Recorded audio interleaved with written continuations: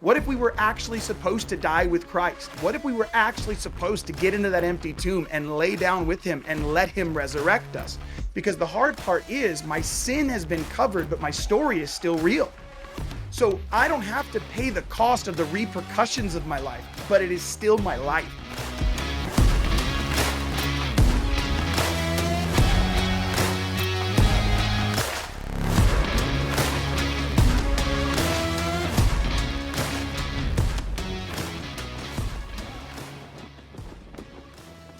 All right, welcome to another episode of Raising the Standard. This is leadership, mindset, and development for ambitious Christian men. If that's you, you're in the right place. And guys, we have an awesome episode lined up for you.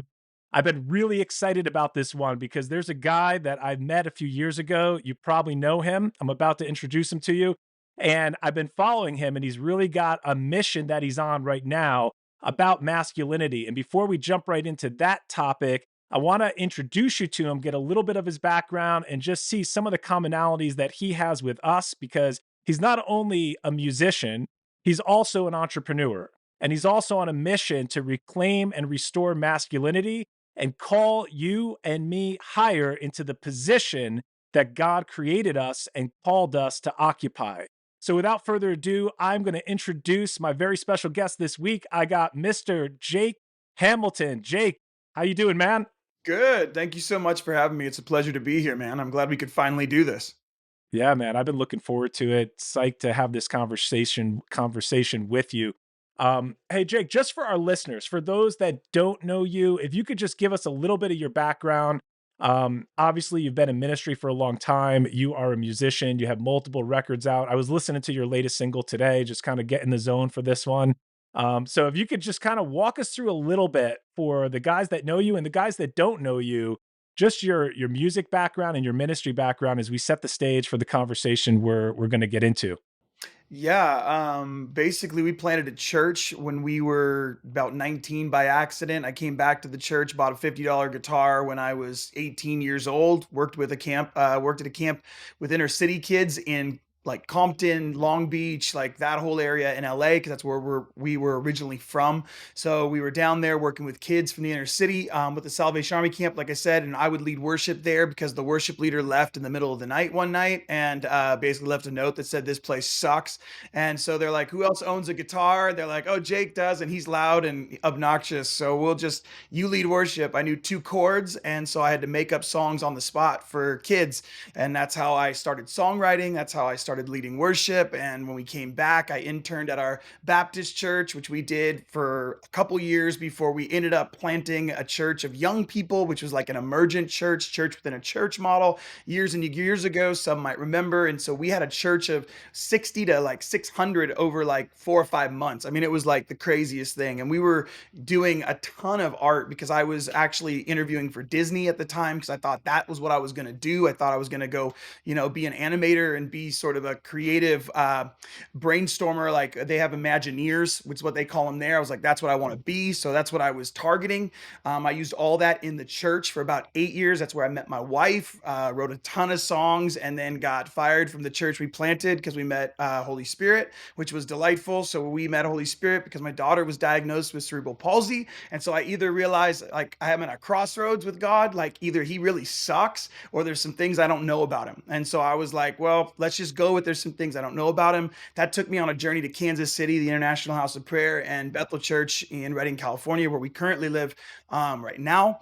And that sort of gave us the space to explore God in a brand new way. And when we were let go of the church that we planted, we ended up planting a house of prayer. We did 24/7 prayer for about 3 years. That's where I wrote all the songs that got recorded with Jesus Culture because they came in and, said, hey, we want to put you on our label. There really is no label, but would love to have you on it.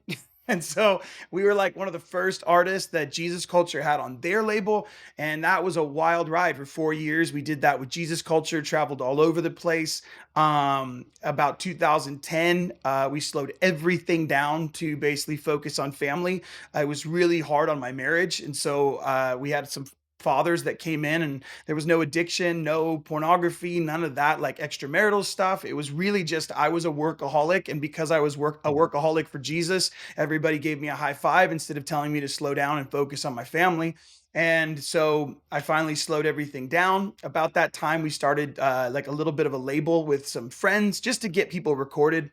Always had like entrepreneurial stuff going on the side. So I'm just trying to empower people every chance I get using every resource we have. Long story short, as our marriage got better, we started doing stuff for marriages and then ended up in a place where we were doing stuff for men because we got basically a word that was someone encouraged us that said, "Hey, listen, you really want to help marriages, go get men." And I was like, all right, let's do it. So the last handful of years as my boys were becoming teenagers, I was like, let's figure out how to do this in my house. And then as we figured out how to do it in my house with my kids, we invited 8 men and we've been meeting for about 3 years here in my garage. And then that led to what we now call the fight. So it's a crazy journey of like over 20 years of ministry, always having some sort of artistic side hustle as well, from design work to branding work, website, all that stuff. We kind of do a little bit of everything, but that allows us the flexibility to really focus on the type of ministry we want to do and where God calls us to do without being tied down to a paycheck and, figuring it out traditionally.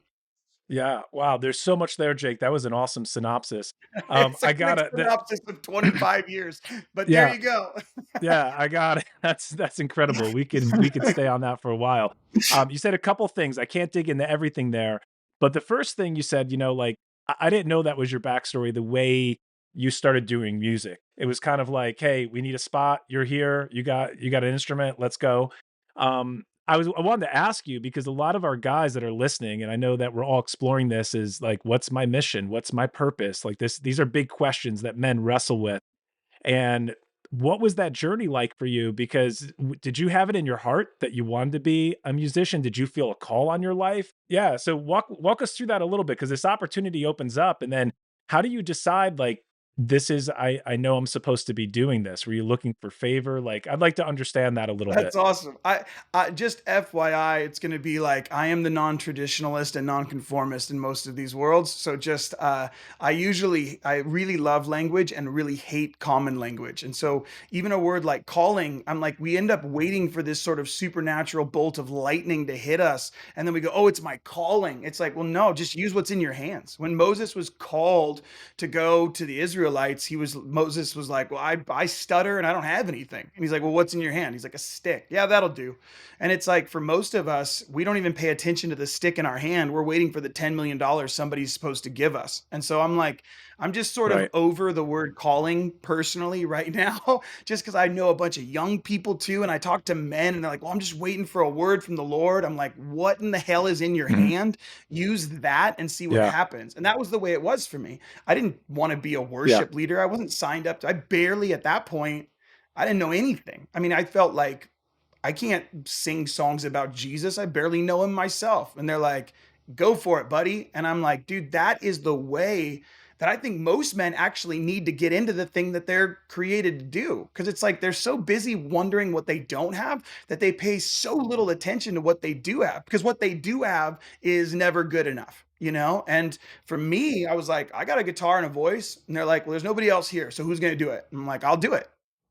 And I looked like an idiot. 90% of the time, I looked like a moron. You know what I mean? But if you're not trying to prove anything and your ego's not stopping you, like I'll run into it and let's just see what comes out.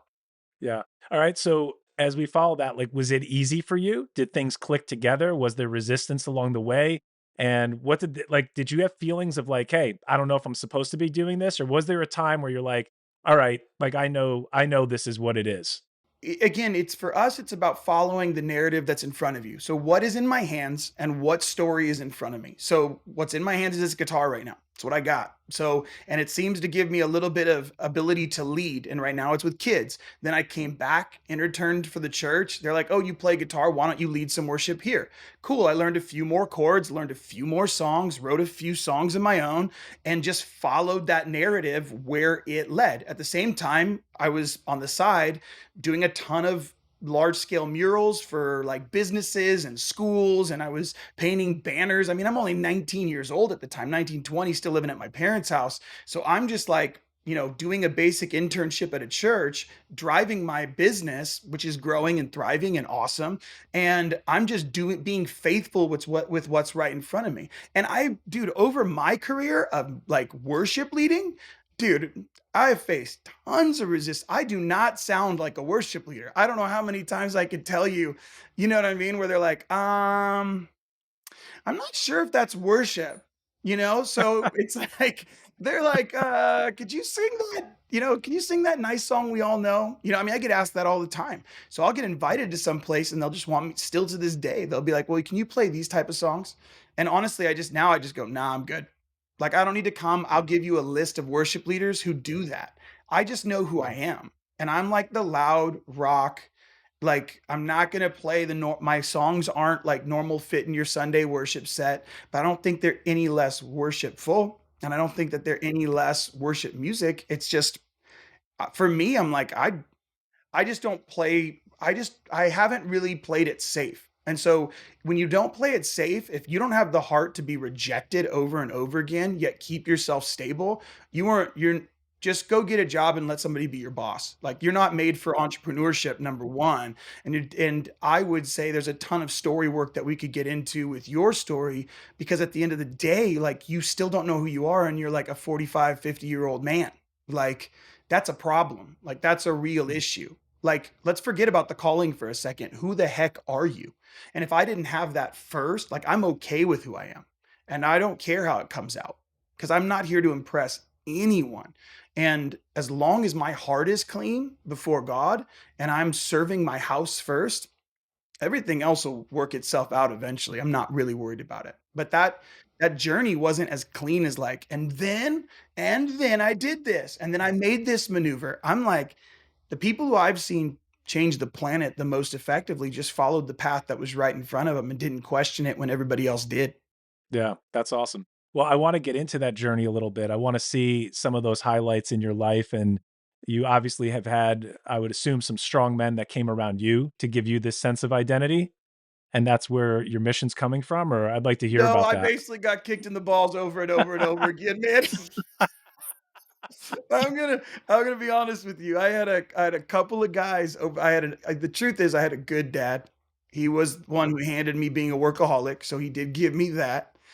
Which that had to be ground out of me by a really amazing wife, where I'm like, oh, service to God, and it's hard because in ministry you can work 100 hours and everyone's like, it's for Jesus, and you're like, yeah, yeah, I agree. Why is my family falling apart then? That's not working.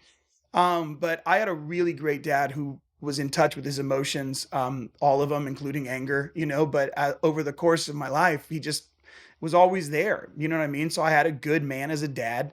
And I had a handful of friends, like we were kind of ride or die. And over the course of time, I had peers. But Chris Valentin really is the one who stands out as like a dad who showed up. And it's not like he's consistent in our lives or anything like that. Chris Valentin from Bethel Church, he just showed up at all the right times. Basically, just told me I suck as a husband.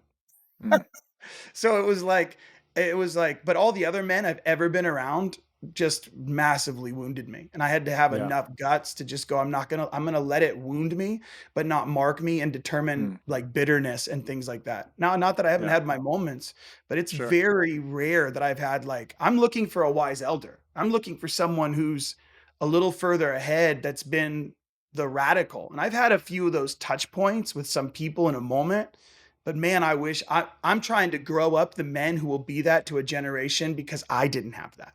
That's my goal. I was always taught, if you're looking for something in your life you don't have, you're probably supposed to become it.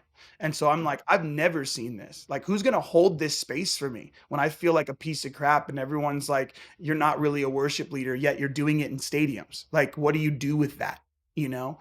And where are those men that are gonna hold that with me and go, dude, keep doing it. Yeah, Keep going.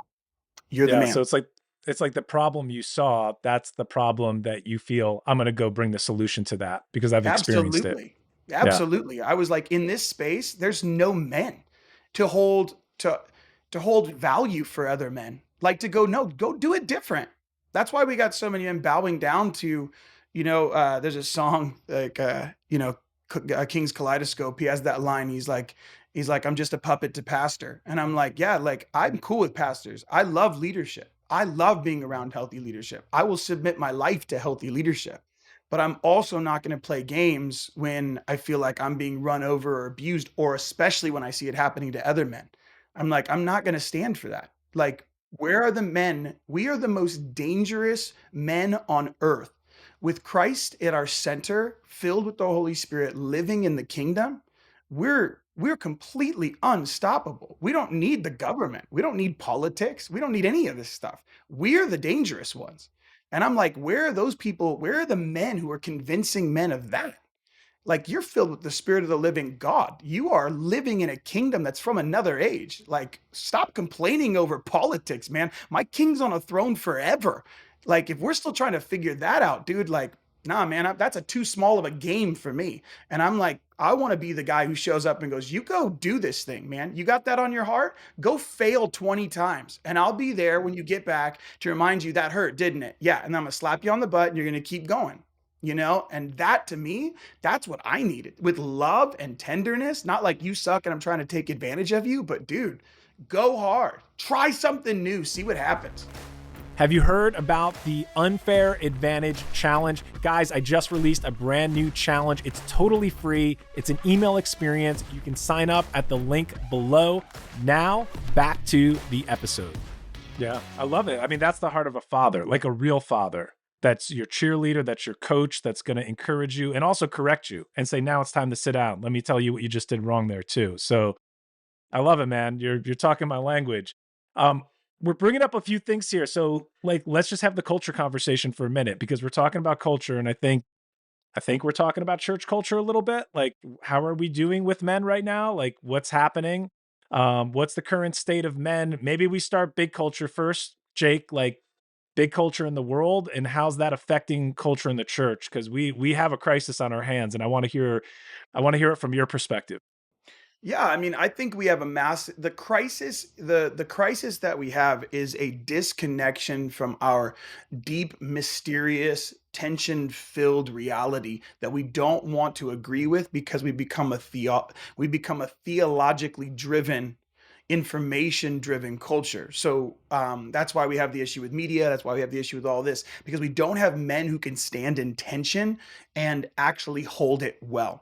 Like, my whole thing that I tell men all the time is I'm like, men go first. That is the marker of like a Christian man. Men go first, but not in systems and structures. Men go first in servanthood and sacrifice. They choose to show up when no other man will show up, and they will hold the tension for those who cannot yet.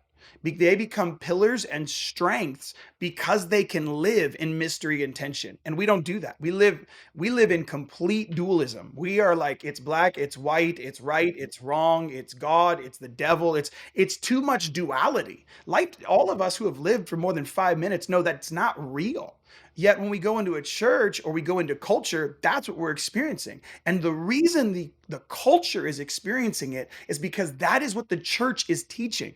The church historically was meant to hold the tension and the space that culture itself could not hold. That's why we had priests. That's why we had monks. That's why we had desert fathers. That's why we had these men who lived in the tension, men and women. But we really, as men, we held that space of tension so well that it eradicated fear and gave birth to some ridiculous faith. But we don't do that anymore. We don't have men who do that. Dude, I'm not worried about pornography and all that crap. I'm not worried about that. Those are just identity issues that are like fruit. I don't need to be pulling fruit off people's trees. Like, that's not what I'm here for. You remove bad fruit, but have bad roots, you're going to get bad fruit again. So we got to deal with some of the root issues, which I don't know who the hell I am. I never had a dad who was there. Like, most men never had a father, so they have a deep father wound. Well, what's a father wound? A mother wound and a father wound are very easily described. A mother is supposed to be the one who loves you unconditionally even when you suck. So when you suck, mom goes, "You're amazing. You're the greatest thing that's ever been." A dad is the first one in love who chooses you. So if you never felt chosen, or you don't feel preferred, or you don't feel like you can connect with men, that is a father wound. Very basic definition. We can go way deep into that stuff. But the reality is we're carrying those wounds and we don't even know where we fit in because we never have a dad go, "You're chosen, you're safe, you're good, you suck in these areas, we're going to work on it. Don't worry, you're still ultimately loved. I pick you." And then a mom going, "You're the greatest thing ever, you're the best, you could do no wrong," and if you never got that, that's actually more damaging than a father wound, because then you have no value system to work from, because you don't even know if you just are loved in general. And now when we do that, we start working overtime to get picked, to get preferred, to get loved. And we're seeing that in culture. So my two things are, we got duality living all over the place because we don't have a church that knows how to hold tension. We got rid of the Eucharist and put in a pulpit and said, "My opinion is bigger than the blood and body of Jesus Christ." And then we have on the other side, we have this reality of mother and father wounds that we've never actually worked through, where I don't know who I am. So I can't hold tension and I don't know who I am. Well, no wonder culture as a whole and the church are like totally jacked when raising up men. Yeah. Can you explain the tension thing a little bit more? I want to make sure that the listeners and myself that I fully get it in terms of what is the tension between? What are the two things that and what how's that express itself? So in your life, like we end up having to put things in boxes, right or wrong, good or bad, those things. Like, and it's just easier for us, all protection stuff. The problem is, if we're talking about God, if we're going back to the church first, then to culture, we are talking about an eternal, everlasting God who breathed everything into being, holds it all together, all the way down to the smallest nanonuclear value systems that we don't understand yet. And we're pretending on Sundays through a few songs and a short sermon that we get it, that we understand that. That is the biggest load of junk I have ever heard. Like, you don't get it. We don't Yeah. understand God. Right. Nobody's going to get to heaven. I don't care how big your ministry is or how many PhDs you have. No one is going to walk up to the man whose flames of his eyes are flames of fire, with a sword coming out of his mouth, feet like bronze, white hair glowing like the sun, and is like, "That's what I thought. That's what I thought. Just like I thought." It's like, no, we're going to get there, see him, and go, "Dude, I had no idea." So, first, there's the tension of me and my creator pretending like I understand something that is impossible for me and my finiteness to understand. Then, on top of that, how that plays out in my life is I have to determine whether or not something is God before I can do anything with it, which is a massive problem because I've got kids and young people who are sitting around doing nothing, literally nothing, waiting on a word from the Lord when your life was the word from the Lord. Right. You Yeah. know, you being So good. alive Yeah. today, that is the word you needed. You being born when you could have been born in any time in human history. I just heard this stat and I was like blown away by it. Over 4,700 people over 9 generations had to exist and survive and mate just for the DNA to get into your body for us to be talking right here. 4,700 people, 9 generations. And you're not a miracle? Dude, you already won the lottery. Now just do something with it. Don't waste it. And that tension is me going, I'm trying to decide if it's right or wrong, or if it's the voice of the Lord before I do anything. And for me, I'll tell you, practically in my life, I believe in healing, but I have a daughter with cerebral palsy. So I get two choices. I can either go, "Well, he doesn't heal," and then build a theology around it. Or I go, "He always heals, and there must be something wrong with me." And I spend the rest of my life cycling through deliverance ministries and fasting and praying for something that I fully don't understand, but it must be my fault somewhere. So now it's a faith issue. Or this is what I always talk to people about: is it's magpie theology or magpie understanding. If you ever seen a magpie, if you look at a magpie from a distance, it is two colors. It is black and it is white. The problem with getting up close to a magpie is that it's blue as well, but you don't see it from far away. And so we need the reality of third way thinking. We need a third option thinking, which is tension and mystery, that it is the both and, the yes and no, death and resurrection in the same body, in the same person, in the same time, death and resurrection. Hold in one hand, not two hands. We like when it's Good Friday and then Easter. But it's not. It's one experience. We hold death and resurrection in our one hand. That is the reality of tension and mystery. When I can embrace the both and not and feel the conflict, but embrace it. Like if I was to work through either of our stories or what we do with men all the time, is we Sure. end up going, let's go back to your 8-year-old self. Okay, you were abused. Okay, so now what the church does is go, let's either get rid of that so that you're a new creation in Christ, or we have to recognize I'm not supposed to get delivered from the 8-year-old version of me. That's actually a part of who I am. And it was bad and it was wrong, and I need to grieve it so that it can be integrated into my life as a part of who I am today. Like it actually made me the way I am. So I'm not saying like we need to go make excuses for our abusers. What I'm saying is you can't get rid of the fact that it happened to you. So what are you going to do? Either live in the tension of it makes me the man I am today, or spend the rest of your life going, I'm not really worth much because that happened to me. Does that make sense? And Yeah, so I for totally get me, it. right, and I'm watching all these men going, what do I do with the 8-year-old version of myself that was beat by his mom, beat by his dad, abused and abandoned? What do I do with that? I'm like, you grieve over it, right? So for me, it's the Beatitudes. So if blessed are those who mourn, for they will be comforted, right? So the first step I have to do in tension is grieve. I have to actually learn to grieve and mourn so that the parts of me that are yet healed, not yet healed, I can actually grieve them and experience comforting in that place. Because if I don't get comforted, I'll settle for comfort, and comfort I can buy. So comfort I can buy because that's just escapism. But I'm not getting comforted. I'm just paying for comfort. And that's a totally different ballgame. Medication. That's That's my it. medication, right? That's it. So, wow, this is deep. And I think what you're explaining here, I mean, I look at this whole conversation and the work you're doing and what you're explaining to me, this is real discipleship. This is deep discipleship, which we don't see a lot right now because you have to be super intentional. You have to understand it, and you have to have some men in your life that can help you process this because you just don't learn this on your own. This is taught to you somehow, and you're coached and instructed through it. That's the process right now that we're like I said earlier, we're just trying to raise up those men so that we can do that effectively with the next group that's coming up. Right.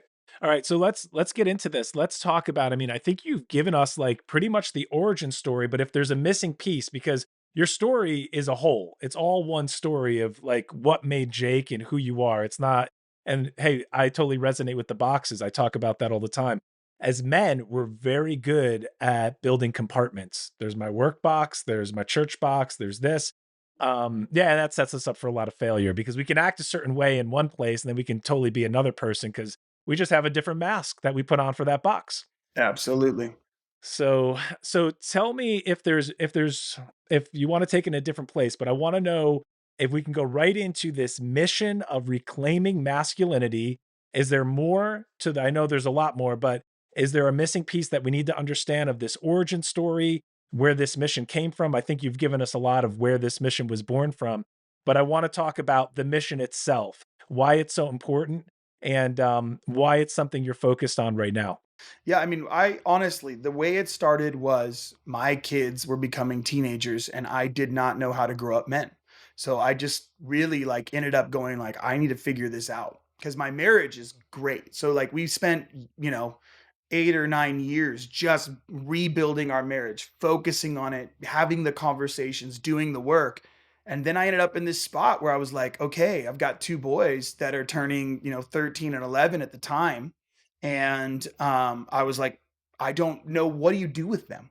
And nobody did anything with me. Like I didn't, nobody walked me into manhood. So what does that crossover look like? And that led me on a series of events, some supernatural and wild, and some that are still progressing even today as I'm figuring it out with free thinking children that I'm not trying to control, and the truth is I can't give you answers about kids because I'm in the middle of it. So when people ask me, I can go, hey, this is where I suck, this is where I'm good, I feel like I'm doing effective in this area, but in all honesty, ask me in 20 years, because that part with the kids I don't really know because I'm still trying stuff and I'm just trying to be faithful with what's in my hands. But that was that was the origin that led me to going, well, if I'm gonna do it for my kids, like who's gonna do this with me? Well, let's just put a bunch of dysfunctional men in our my garage and let's see how this works out. I love it. And how is it working out so far? It's beautiful. Like for us, we use a couple things. Well, I'll give you the short version. The short version is that we, in the midst of processing what I was looking for my wife and I, we ended up coming across something called the Allender theory. Danny Allender, out of he has a Seattle theological school or Seattle School of Theology, something like that. But Dan Allender, he's mentioned a ton of books. I mean, every book on sort of Christian psychology, he's the dude. Like he wrote Bold Love, To Be Told, God Loves Sex. Like he's done a ton of stuff that's amazing, amazing, amazing. But the thing we really adopted was sort of story work. So we were using it in our marriage a ton and then found out how great it is to use with men. So we said, well, what if we just get together? And the premise is simply this, to, without going into the whole how he does Allender theory and all that, is basically we created our version, the simplified version for us, is we do a story map, which means that you basically build a linear story of your highs and your lows with a middle line. So zero is, it's just normal. Then things that were great, things that were terrible on a scale of 1 to 10. And then you just kind of plot things over the course of your story, plot them on there. A lot of people have heard this as hills and valleys. Viktor Frankl actually came up with it. We utilize that tool just to get the primer like going. And then what we ask men to do is pick one of those stories and write 800 to 1,000 words on that story, that specific space, not all the stuff around it. Not this is literally, I'm using this to tell you about my mom. No, it's like the whole thing is based around this moment. And then in that moment, the man reads the story, because writing it out and reading it in front of a group of men is terrifying, humbling, vulnerability enters in, grieving starts to enter in. It's very rare. I've any man that does this to any degree, I've never seen a man not cry. Like it's just not. I mean, men that don't cry are like, I haven't cried in 20 years, I'm like, and so because they're having to look at it, and they look at it and they share it. And then this group of men, what we call it is holds space for them, creates containment, is Allender's language. We provide containment for them. And then we ask questions. So it's just, hey, I heard you say this. What does that mean to you? Hey, tell me about this, and we work through that. Well, in that process, what ended up happening was I ran into something called The Work, which is a documentary that changed my life. John Tyson's Primal Path, and then the book Iron John by Robert Bly. That was the catalyst. So Iron John by Robert Bly really was the catalytic connecting piece between all of these things, because what it did was connect mythological understanding and historical rites of passage to modern sort of tools for how do we do this in a group of men. That which then connected me to the Mankind Project, which if you ever heard of, but all of that stuff started coming at me at once, and we just used our Wednesday nights as sort of a place to practice. So anything we learned, we would just show up in the room and we would go, okay, well, let's try this, and it would be a total crap show most of the time, because you don't know what you're doing. It's like, again, just like the guitar stuff, I had a tool, I had space. So I'm just like, let's try it. And what happened was our circle kept growing. And so now we do entire weekends for it. But that was really the catalytic stuff that sort of sent us into this space. Awesome. Yeah, I'm very familiar with everything you're explaining. So I think this is so needed. It's so deep and it's missing right now. It really is a missing piece. And you know what, Jake? The world's got it. The world has it in some of their programs, and I've seen it there, and I was like, wow, we need this. So I'm glad that you're bringing this in, redeeming it, and putting in the proper context, because it does get weird. There's a lot of personal development coaching programs in the world that use a lot of this stuff, but then I always walk away saying, okay, I can keep that. That was totally wrong. I didn't participate in this part, because they get a little mystical. They get a little bit weird. I've seen that firsthand. And I think in the men's space total, even with the conversation we're having here, I mean, there's so many people, because right now the gap is real and the world's showing us like, yeah, there's an issue here, there's a gap. And we have worldly secular coaches, people with different ideas. They're not godly.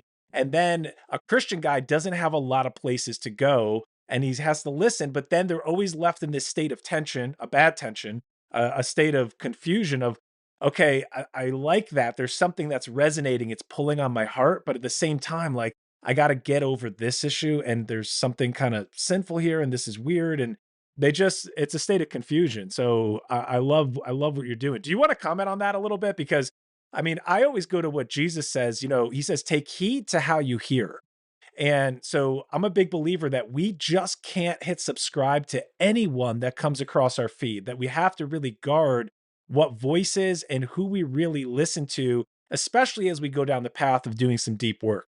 Yeah, I think Roar actually talked about it like the cleanest that I've seen because his whole work started. Roar started everything was men's stuff. I mean, if you read Adam's Return, Wild Men to Wise Man, The Quest for the Grail, like all these books that he wrote on masculinity, rites of passage, all these things. One of the things that he sort of lands on, and this was from uh, this might have been early 90s, is he basically just said, and he was commenting on all the massive movements at that time, because you're talking Promise Keepers, all that stuff. And they all had something really decent to offer, from the mythopoetic men's movement with Robert Bly and those guys to Promise Keepers doing the stadium stuff, all awesome.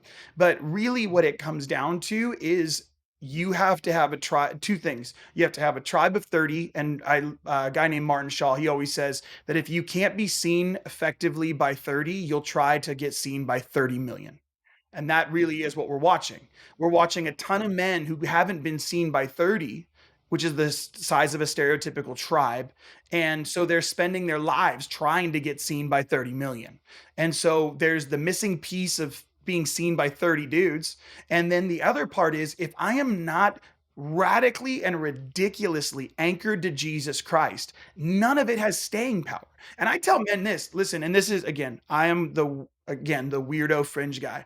I'm like, if that thing's moving you, go, but don't stop. Go, it's weird, and I know it's actually jacked up, but you're getting something from it, keep going. Because those who seek will eventually find. So if you land on something and you're gonna get stuck, just like everyone else. You're gonna be stuck in some weird, like circular thinking, masculinity, weird thing that points to nowhere eternal. So of course it's going to fracture and leave you more damaged than when you started. Because at the end of the day, if it's not anchored to eternity, who cares? Like, it has to be anchored in Christ and Christ alone. The man Jesus Christ must be at the center. That's what's awesome. I mean, I just spent 3 days telling Parsifal in the quest for the Holy Grail to 12 men over 3 days. Well, we don't do that anymore. Like, we don't get around fire pits and tell stories, but stories were the corporate we of a tribe. And then my story began to make sense as the singular I in the midst of doing that. But because my center is Christ, I get to tell the story from a perspective that most people won't. And most people don't even know that half the story was written by a knight and half the story was written by a priest. So no wonder it has such beautiful holy language in it, based around the grail.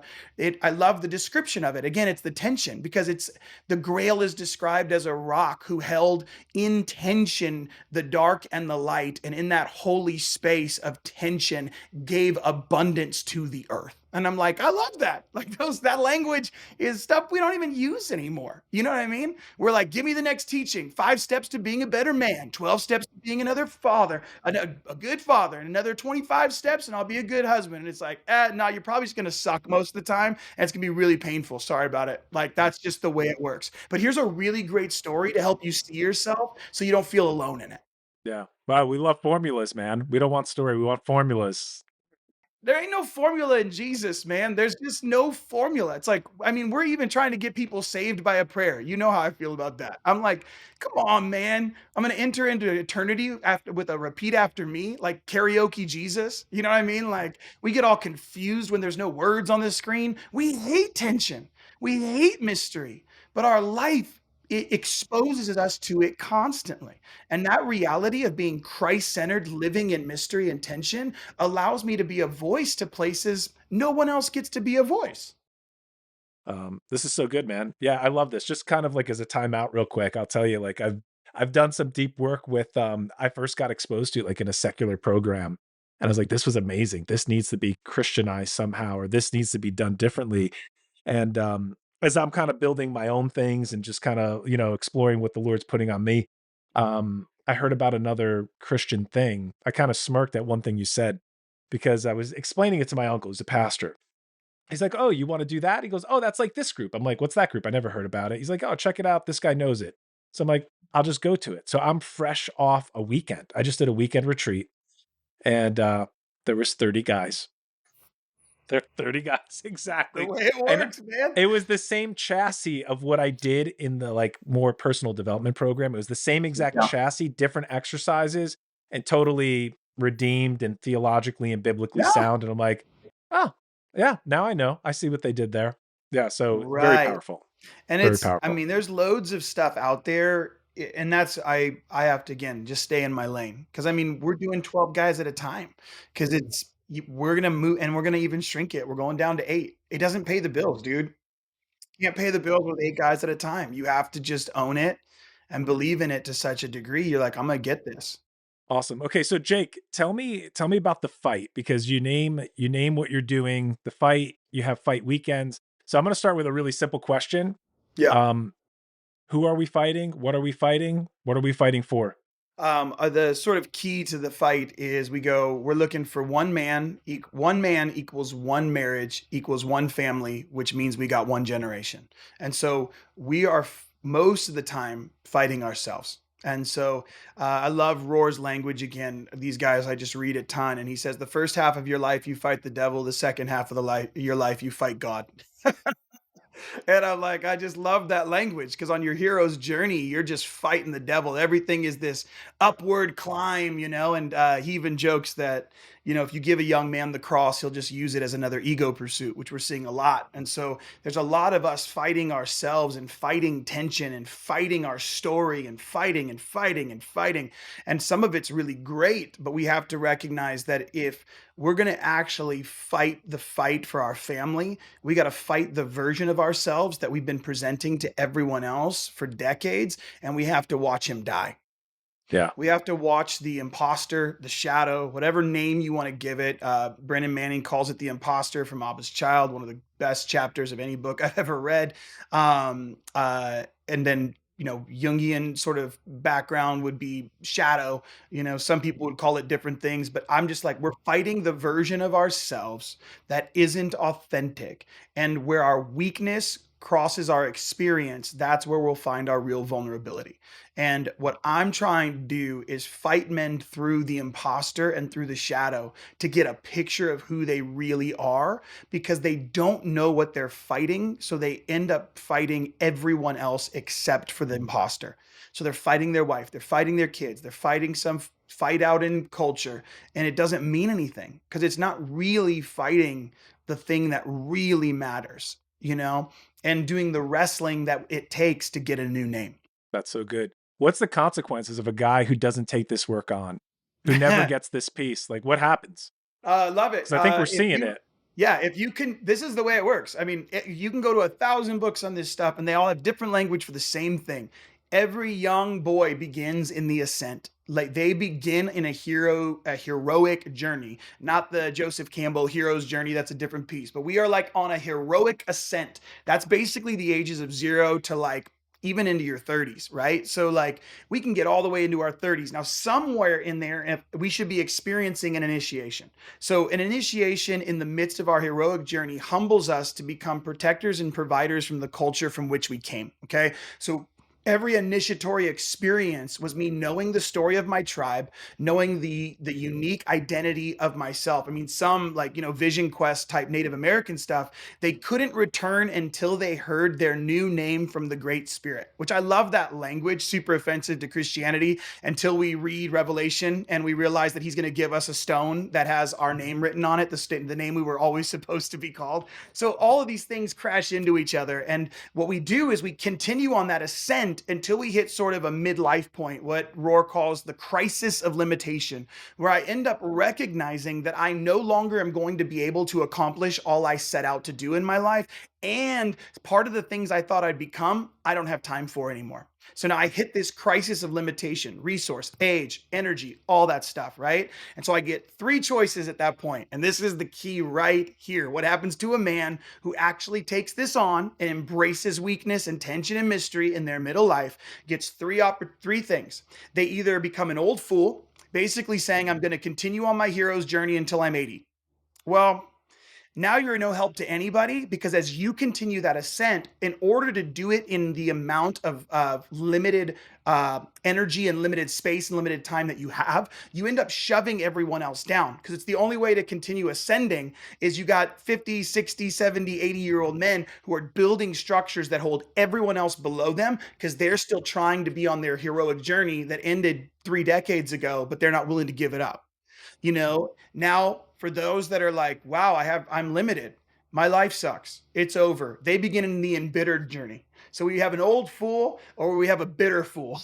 And, Hmm. and the Yep. bitter fool is like, this life sucks. It's all awful. Yep. Everyone's gonna die, and you're all gonna burn in hell. It's just that's the old man who didn't get anything he wanted, Right. didn't Right. work out for him, and he wasn't willing to die before he died. Now, the third option is the good one. The third option is the way of the cross. The third option says, I am now limited by time and space and resource and energy. I'm limited in all of these areas, and I'm going to embrace it. Because if I die before I die, I never have to die. This is where I begin the letting go process. I just keep letting go. A man who does this well, by the end of his life, has already practiced dying so much that by the time his physical body is ready to cross over, he fully embraces it without fear and with total courage. Because he's already spent the second half of his life giving his resource away, giving his life away. So by the time he reaches the doors, by the time he gets to that space, he's good because he did it all. He gave it all away. He didn't spend the second half of his life still trying to build something for God or for his family or for whatever. He invested it into the people that were right in his midst. And so he can walk away totally clean, knowing that he's going to hear, well done. I love it, man. This is such a great conversation. We're going deep. This is honestly, you can't get into this conversation easily. It's not easily accessible because it's not being had in a lot of places. The stuff that you're talking about, the dialogue, it's just like honestly, I've come across this work in the last couple years and it's really Yep. changed me and it's a progression, right? It never Yeah. stops. It's a Oh, path of absolutely. intentionality. Um, Absolutely. but so many men don't even know, and we just get a superficial Christianity, we get a superficial understanding, and 3-point sermons, and my formula that's still not working for me, and then we're struggling, and we end up becoming one of the 3 guys you just described. Right, and what's hard about it is we men are entering into this journey with enough shame and guilt. And so to then stack on a 3-point sermon or a 5-point project, they're not really going to get out of it what the claims are. Like this actually is real work. This actually is real dying. This is actually real engagement. It's real integration. It's real diving into like we sat these men on the beach this weekend and at the first night we didn't go straight to the house. We ended up having this really magical, beautiful moment where across this lake we were at, like started having a thunder and lightning storm, like across the lake. And we're sitting on this beach, had to walk 150 yards across sand. And we're sitting barefoot, sitting in this space and watching thunder on one side and lightning and the other crystal clear sky and saying, this is where we will sit. We are entering into this with knowing there's a storm on one side, clear sky on the other, and we're going to sit in this tension. We're going to sit in this mystery. We're going to sit in the uniqueness of this moment, knowing that what I am actually created for already lies inside of me. It's just buried under shame and guilt. It's been buried under shame and guilt for so long that we don't even know how to access it anymore. And we talk about it as Robert Bly's language is the long bag we drag behind us. So we were born, Alice Miller talks about in her book, The Drama of the Gifted Child, talks about how we're born with 360 degrees of radiance everywhere we go. like little kids just beaming. But our entire lives, part of that light keeps getting sliced off. Hey, be quiet. Hey, be good. Hey, we don't act like that. Then you throw like abuse or triggers or molestation or any of the really big stuff. So you start chopping off the light. So by the time we're in our 20s, we've got this like we were born 360 radiance. We were a light on the hill, a city that cannot be hidden. Then we're left with like a sliver. But where did all those other versions of me go? Well, they all got tossed in a bag. I've been dragging for 20 years. I've been dragging since I was 4, 5, 6, 7, 8. It's versions of me that I actually am, but they didn't get me the love and acceptance I actually needed to survive. So I chopped them off, threw them in a bag, and I've been dragging them around for 20, 30 years. Now we know why men are tired in their 50s and 60s because they've never done any of the work of like grief work, the shadow work behind there to actually open that bag up and deal with what's in there, who I really am. So they're getting like 40, 50, 60, and they're like, I'm tired as hell, man. I don't need 5 points. Give me authenticity. Somebody tell me how to open this bag, get that energy out of that bag, get it back into my life so I can end fully me. I don't need another project. I don't need another I don't need hype. I need somebody to look me in the eyes and go, dude, what you just said is bullcrap. That is junk, man. And I'm not going to let you buy that anymore. Open that bag and let's talk about what's in there. Let's do the hard work. And then all of a sudden they get invigorated. Their energy, dude, every man this weekend was like, I have never felt more seen in my whole life. This is the deepest I've ever been in my whole life. And it's happening in their 40s, 50s, 60s. Dude, we cannot sit by and let men drag these bags, waste their energy, and slaughter their families in the name of an imposter that's living their life because their light got cut off when they were 6, 7, 8, 9, 10. We got to get that stuff back and we have to help them. That is our job. As men who are doing this, we don't have all the answers. Great, good. You know what somebody needs? They don't need answers. They don't need fixing.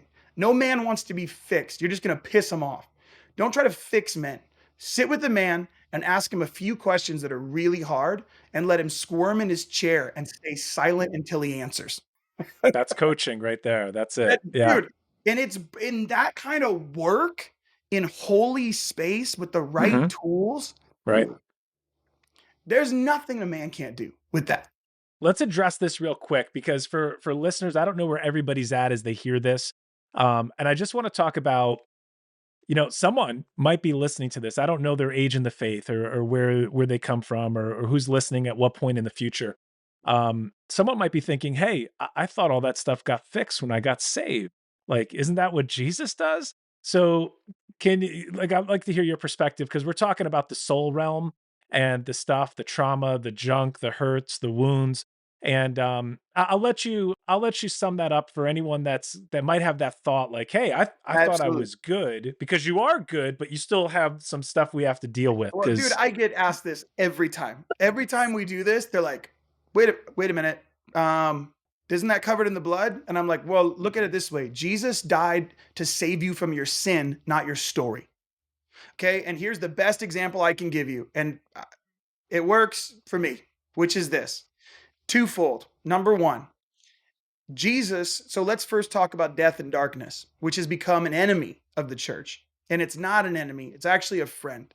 It actually, all the best miracles in scripture happened in the dark. Jesus was raised from the dead in the dark of a cave. But let's start there. So Jesus gets out of the cave. We all know the story. The stone in front of the tomb is rolled away, correct? So then now two chapters later, he walks through a wall to go be with his friends, correct? So resurrected body Jesus can walk through walls. So why didn't he just walk out of the tomb with the stone still there? Well, what if it wasn't rolled away so that he could get out, but so that we could get in?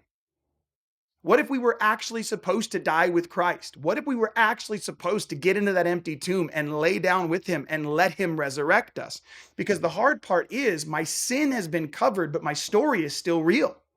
So I don't have to pay the cost of the repercussions of my life, but it is still my life. It is still my story. It is still the reality. And people are like, well, yeah, but that doesn't make sense. Okay, when Jesus does get resurrected, does walk through the wall, what does he keep? What's the only thing Jesus keeps from pre resurrection? His scars.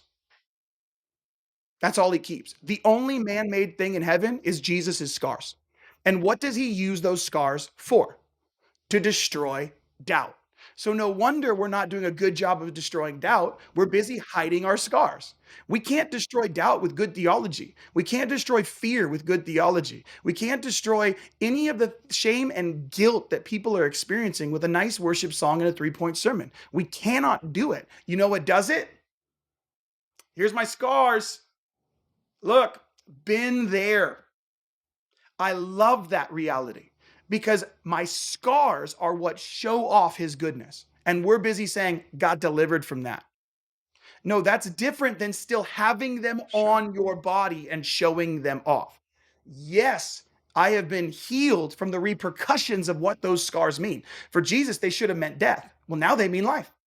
He redeems the entire narrative so that you become the handiwork of God. And one of the best moments of this for me was in a San Francisco airport, sitting at this bar with these two guys from London. We're watching a football game. And I mean an actually American football game, but two guys from London. They ended up being bankers. We strike up a conversation. I'll give you the very short version. And I go, we're having this literal, like little dialogue sitting there, just hanging out. And they go, eventually, I've asked them, they're bankers, what do you do? They ask me, I go, oh, I travel playing music in churches. I also work with men, do a lot of inner work with men using Christ at the center, the whole deal. And one of the two guys leans over and he's like, hey, I'm an atheist, just so you know. And I'm like, cool, man. Didn't really ask, but we're great, like good on you. And the other guy goes, dude, like, have you been to this spot? I'm like, yeah, I've been to London. I actually know this spot and this spot. I've been to this church and this church. He's like, oh my gosh, so crazy. I'm like, yeah. He's like, how'd you get into that? I was like, oh, well, my daughter was diagnosed with cerebral palsy and it kind of sent me on this journey, me and my wife and my family. And immediately the atheist speaks up and he goes, see, that's why I won't believe in God because your daughter won't, because your daughter can't walk and children are starving in Africa. That's what he said. And I said, okay, sweet. Do you mind if I address those? First the big one, then the personal one. And he's like, yeah, yeah, whatever. And I said, sweet, you're a banker. Is there enough money on planet Earth to take care of every human being? He goes, yep. I go, okay. Is there enough food on planet Earth for everyone to get enough calories so that no one will starve? He says, yes, absolutely. And then I asked him this question, then whose fault is it? Dude starts crying. And he Wow. goes, it's ours. And I said, no, it's not. It's yours. Make it personal. I'm not a banker. I don't have your money. You have your money. Have you helped any kids in Africa? Did you pay for my daughter's surgeries? Did you do any of that? No, it's your fault. And now let's take it personal.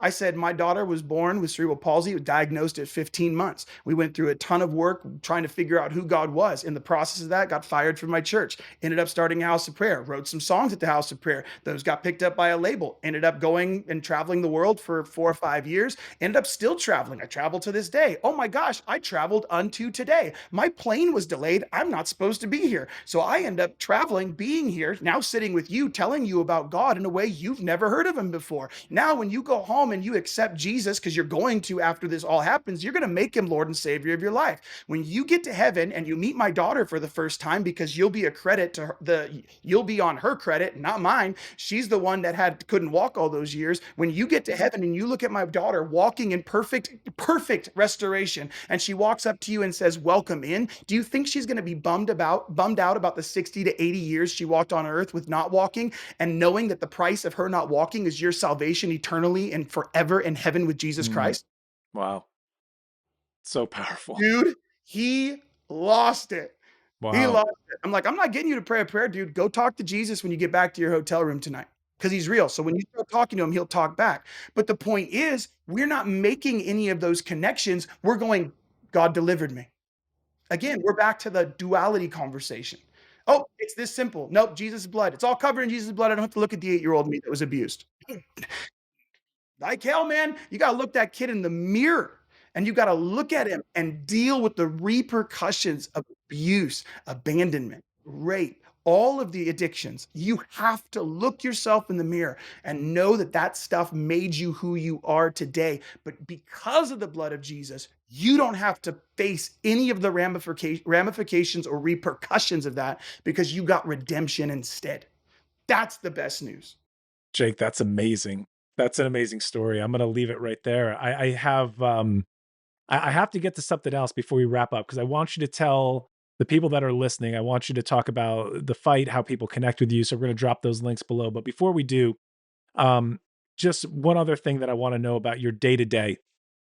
As a man, do you have any daily disciplines, any things that you do part of this to pull through? Anything that I'm always into, we're here, we want to be high performers. We want to maximize what we have, and it all comes down to routine, ritual, what we do, who we are, how we perform every day. So, just curious if you could share a little bit about your routines, your rituals, what you do on a daily basis that power your mission and power what you're doing. Absolutely. I probably it's going to be some of the same thing you guys probably all would say. I get up at 5 a.m. I head straight to the gym. I basically, and I don't work out crazy hard. I am doing it to keep my body moving and to like really just keep some flexibility. So I do about 45 minutes of weightlifting, different focused on different parts of the body. Then I do swimming. I swim a mile. Then I jump in the pool and swim a mile, and that's how I end. Come home, and then I do my meditation time. So I sit in meditation, take communion almost every morning. And when I say meditation, I mean the really contemplative prayer. So I'll repeat phrases, or I mean really simple ones too. Jesus Christ, Son of God, have mercy on me, a sinner. I mean, I really like will meditate, just let it sit on my body. I'm really, really big on like we have to start recognizing, like, it's one thing to push weights and to do working out. It's another to be in touch with your physical body. That's a whole different ball game. And I want to be in touch with this thing. So I want to listen to it. So sleep and those things. And then like most guys like who do this stuff long term, it's like then cold shower. So like Wim Hof that stuff. You know what I mean? So like I'm just in the cold shower, try to hold in there for a minute, try to regulate my breathing and get really focused. And then I'll start my work day with a podcast or a book, something that'll keep my brain moving. And then I jump into work, and I pretty much break for lunch every day with my wife because I work at home. And so we do, and then I'm done. Like right now, I'll be done. Usually I go till 3 or 4, but I stayed up with you. But that's like, we have a pretty hard cut time 90% of the time, so that the rest of the evening I just spend with family. I appreciate this, man. This is really valuable to me. I love you, bro. This is a powerful Thanks, man. conversation, and we are biohacking with Jake Hamilton. I love it. Cold showers, breathing, We're doing all of biblical it. meditation. Yeah, man, that's the way we live. That's the crew that we got Yeah, listening to us. So come on. this conversation is crazy valuable. You, Jake, bring us home by just telling us where people can connect with you. We'll drop all the links below. But if people want to learn more about what you do, what you got coming up, and hey, I don't know, maybe there's a special announcement, you're working on a project, or there's something on the music side you want to share, you can do whatever you want.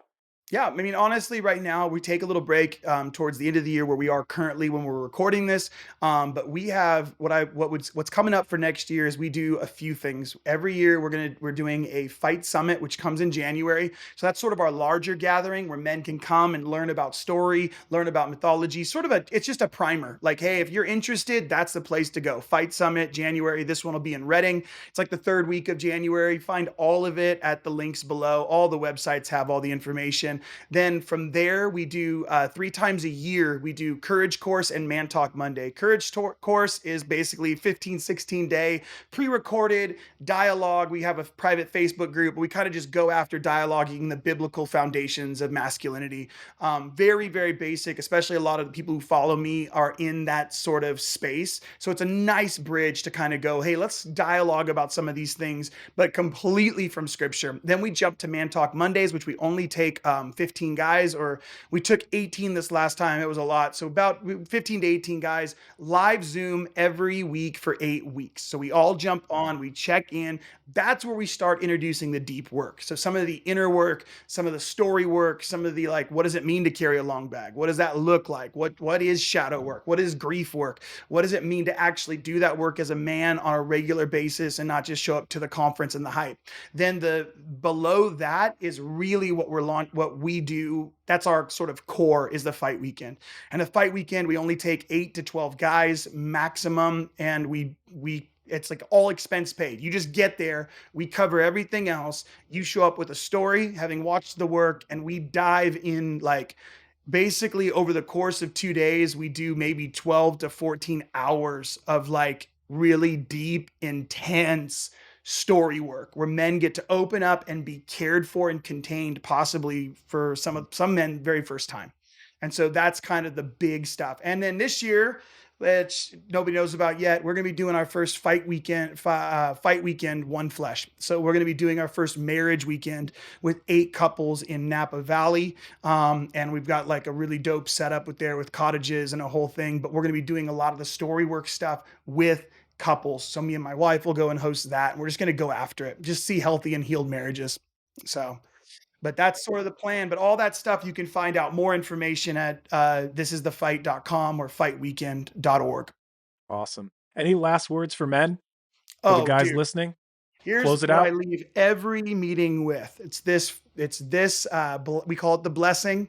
It originates with a Native American woman from the northeast of North America, from the Eagle clan. Her name is Polkanese. And she said this at the end of a podcast, and I have adopted it as, we call it the blessing. And it is, you are the evidence of the strength of your ancestors. There are many things within your lineage that attempted to obliterate all forms of goodness, but you are the living proof that it did not work. Wow. We're going to leave it right there. Jake, it's been an honor. Guys, until next time, let's raise the standard. Hey guys, my name is Josh Cachadorian. I'm the author of the book, The Standard, Discovering Jesus as the Standard for Masculinity. And I just put together a brand new challenge for you, the ambitious Christian man. If you're in business, if you want to reach your full capacity, if you want to unlock your potential, I need to tell you there is an unfair advantage that is available to all Christian men, but not all access it. That's why I put together this free 11-day email challenge. Click the link below, sign up for the challenge, and you will get equipped with the knowledge, the resources, and everything you need to take your promised land and learn how to partner with your unfair advantage. Can't wait to see you in the challenge.